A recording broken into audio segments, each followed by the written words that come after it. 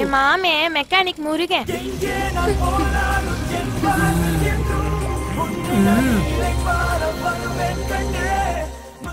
ஏலே மொக்க, எத்தனை நாள் நீ என்னை ஏமாத்தி என் கடையில ஓசிட்டி குடிச்சிருப்ப.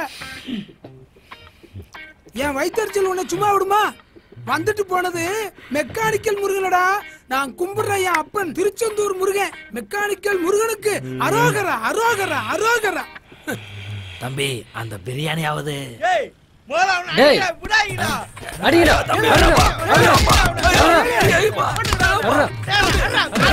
அடிச்சு கொண்டாடுங்க.